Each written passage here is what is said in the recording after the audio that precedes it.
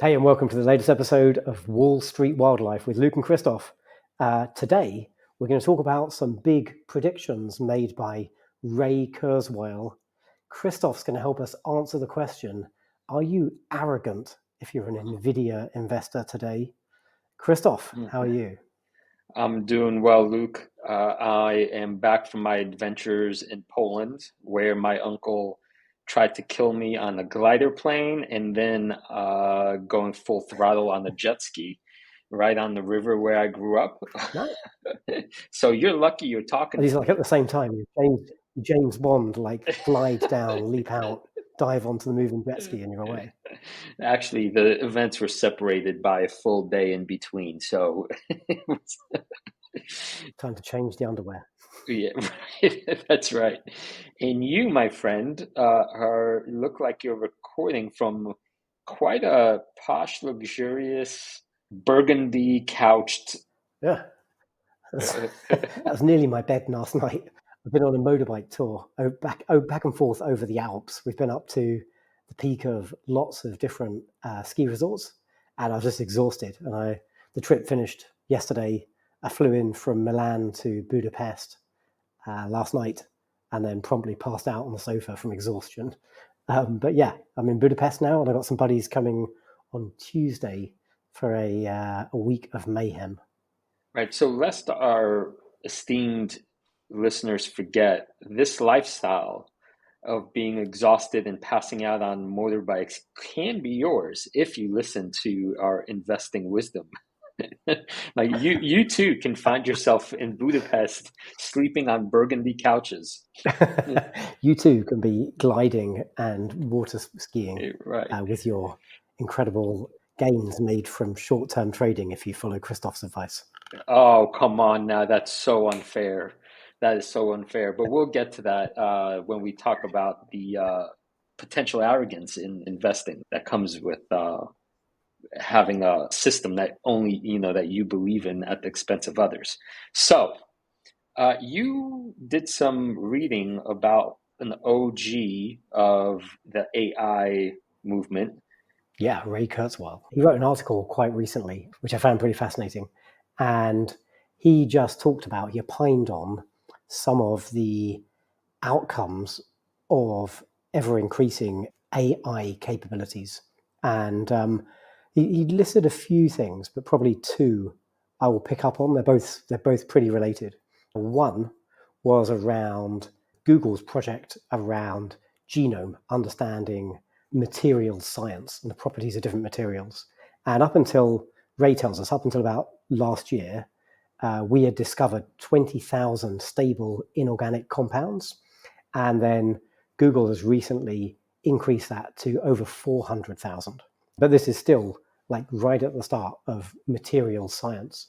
And as we move into ever increasingly powerful AI models, they're going to help us understand how to use those compounds in ever increasing and what may seem today to be magical ways. So one simple prediction Ray made was how that will affect the efficiency of solar power capture and energy storage, and essentially going to race us towards unlimited free energy.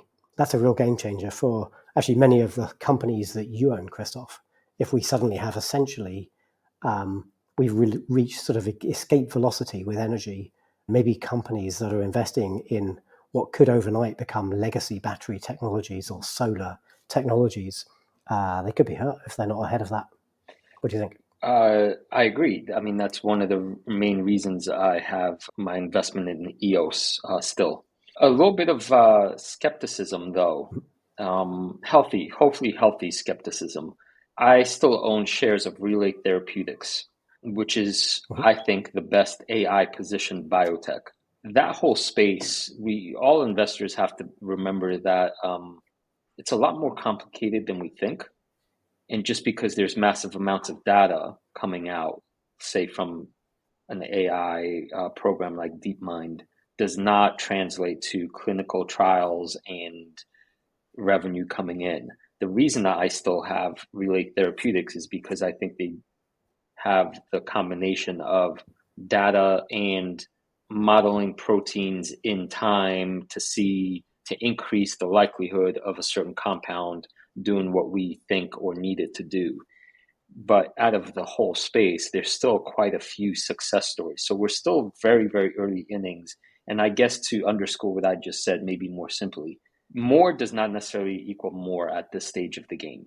So a lot of these biotech companies and AI-led promises feel still to me like more pie in the sky type predictions than reality. And we might be some years away before that channel closes. Yeah, let me pick up on another one of Ray's comments, and then we'll tie that together with what you were just saying. So he also talked about something called, he terms the longevity escape velocity. And so this is actually something I've been thinking about for over a decade now, as the grey hair started to come in. So evidently today, in the Western world, we're extending the average life expectancy of a regular person by 6 to 7 weeks every year. So if you lived, say, another 10 years, then you could have expected to add 60 to 70 weeks based on current technology to your final lifespan. And hopefully what we're doing there is expanding like the healthy life, not just extending like the really grim bit at the end where you're bedridden and really not in great shape and not enjoying life. So sort of coming to your comments on relay and biotech, more so than energy storage, but I think they're very related. As we understand the human genome, as we understand like the proteome, all the different proteins that exist, and there have been really big breakthroughs in that in the last month or two, as we start to develop personalized, targeted medicine for an individual, we're going to really push that boundary. And Ray terms longevity escape velocity as being the point where we're extending the average life by not 6 weeks per year, but 52 weeks per year, i.e. every year you live, you can expect to live an additional year, and eventually you'll essentially get younger and younger. So you're a younger man than me by nearly a good decade. You know, you're in the gray zone with me, but you're probably more likely to reach escape velocity than my post 50-year-old abused, battered, booze-ridden body is going to manage. But young kids today, for sure, barring some really horrible accident, probably could choose to live forever. So if those of us in that gray zone, somewhere around our age, if we can look after ourselves and stay relatively healthy, maybe we can, my term is catching the train. If we can catch the live forever train by just hanging on to as much health as we can until the science catches up with us. Boy, there's a lot there. I've thought about this topic quite a lot too. That's why I had you taking those cold showers, if you remember. This is the origin of a lot of that. It's interesting. I'm feeling a little more skeptical than usual today, because usually it's these kinds of things that get me really revved up and optimistic, which is a trait you and I share. I don't think living forever is in the cards, no matter what the technology is, unless we're talking about centuries away, and who knows. I think the main point still stands. It's what we've been talking about for so long now, that we're at this fascinating cusp, clearly, transition from major revolution in the speed at which things are changing. And I think all you're saying maybe is that, or maybe to a slightly more grounded way, is if you are wise enough to take care of yourself now enough, then you will have enough time to take advantage of technologies that might be so mind-blowingly disruptive that they're hard to fathom still in this moment. And it's not hard to see that as soon as the possibility of, say, curing many kinds of cancers get on the table, things like curing the predominant reasons for Alzheimer's or causes of Alzheimer's get cured, then that health span you were talking about, as long as that gets expanded, then if I'm still fit and walking and being able to really travel well when I'm 80, that's sort of kind of right in my deep 80s, right? If I'm still traveling around the world mid 80s, that's kind of the equivalent of living to what, 105? because you cut out those degenerative years? Well, the other benefit of living much longer is you give compounding even longer to work. If I can keep my 21% CAGR running for like an extra 10, 20, 30 years, I'm going to make the Hall of Fame, baby. I'm going to be a Hall of Fame investor. I may not be around to enjoy the glory, but certainly my returns are going to be world class if I can keep a 20% CAGR, let's say for 50 years. I'm 20 years in today. Right. So you're saying all we need is an extra decade for there to be a badger statue? Hopefully with its claws out, with your net worth like somewhere in diamonds below. So any other insights from the Kurzweil? A bunch of stuff. I'll drop a link to the full article. It's paywalled, unfortunately, so you need a membership to go read it. But it's worth a read. It's a good article. Hey, Krzysztof, let me tell you about some other AI innovation I saw on the interwebs just the other day. Did you know in the UK we have a general election coming up on the 4th of July, funnily enough. Hopefully it's going to be Independence Day from the incumbent party. And one of the independent candidates standing for Brighton and Hove, where one of my friends lives, is an AI avatar, AI Steve. Have you heard of such a thing? I have not, even though I have lived in Brighton and Hove. Well, if you are still there, you will see Steve Endicott, a chap I'd never heard of, apparently some tech AI person. I don't know. I don't give a huge amount of credence to AI technologists in the UK unless they're working for DeepMind.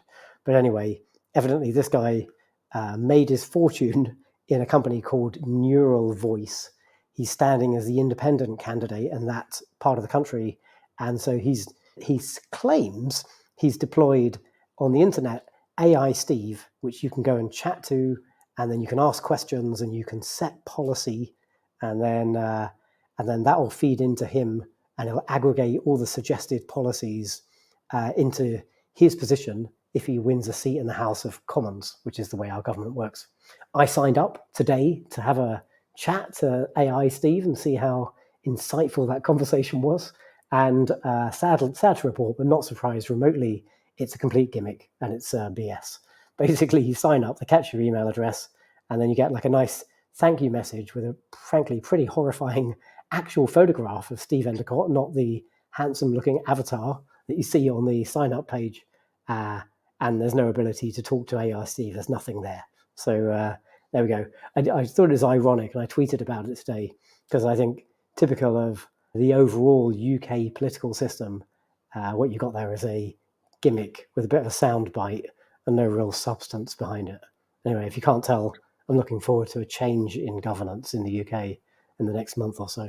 What was interesting when I saw the photos of AI Steve's avatar and his real photo, I thought it might actually have been a sort of parody satire paper where surely the candidate, surely this is somebody making fun of Steve, but it seems like this is self-inflicted because the discrepancy between the avatar and his real photo is really, on first impression, quite startling. Is this, I wonder, for investing purposes, is this just another, the 20,000th example of not all AI things are shiny and glittery and gold, and maybe this is another sign of AI fever getting a little ahead of itself? Certainly seems to be, doesn't it? There's real AI and there's just some fakery, and this isn't even either of those. This is just marketing bullshit, I guess. Okay, so that takes us to the never-ending conundrum with NVIDIA, both the company and the stock being our poster child for how should investors think about this very moment where we have a new company that is the most richly valued in all of the world, but is, what's its valuation? 35 times next year's earnings, I think? Something like 90 times free cash flow. That's the one I look at. Right. Okay. So whatever metric you're using, it's extraordinarily expensive. Now, this is a complicated situation because on the one hand, like we're saying, AI is becoming the backbone of much of the world and much of the world's advances from here, but not all great companies make for good investments, right? So I dug up an old piece written during the internet boom. I think it was published in 2001, where the hedge fund manager was talking about the arrogance of a lot of the young money guys, saying, all of these old stocks, the nifty 50s from the 70s, and these Dow 30 companies, those are now dead, and you'd be a fool to invest in them because obviously the world is heading toward this new internet thing. And the hedge fund manager in question is retelling this from the perspective of, be careful when, as an investor, you say things like, this is the way it is now, which he says could be clearly true.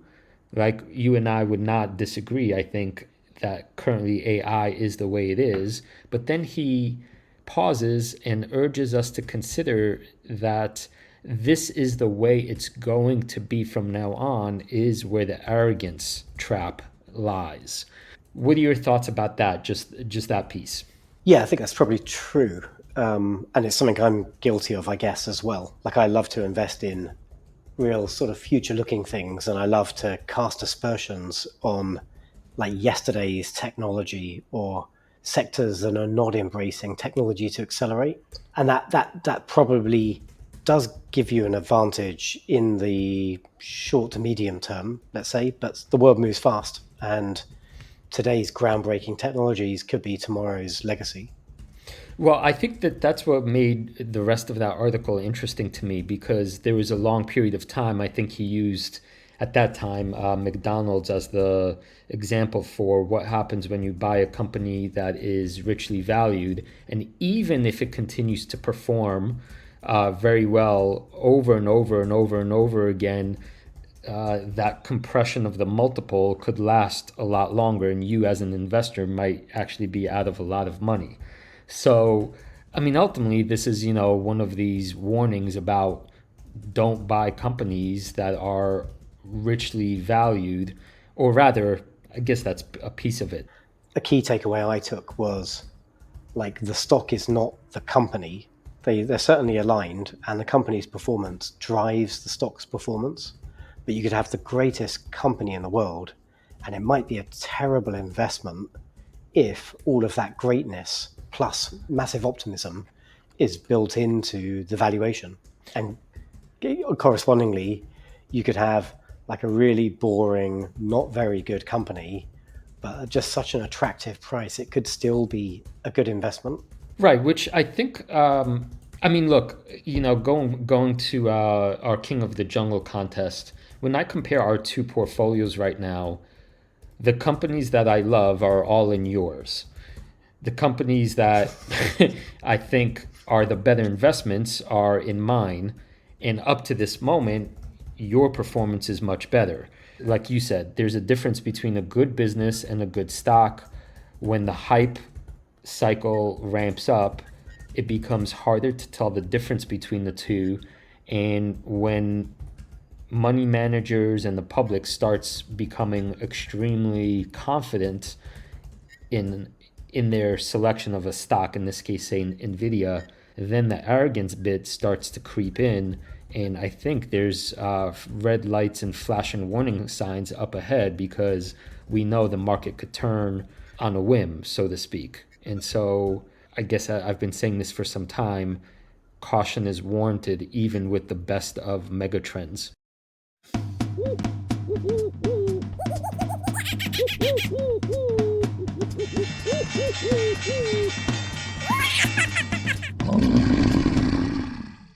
A reminder that the people on this program may hold positions in the companies that are mentioned. Buying and selling stock carries financial risk, which could include loss of capital. The views in this program should not be taken as personalized advice. Before acting on any of the information provided, listeners are encouraged to consult a financial or tax professional.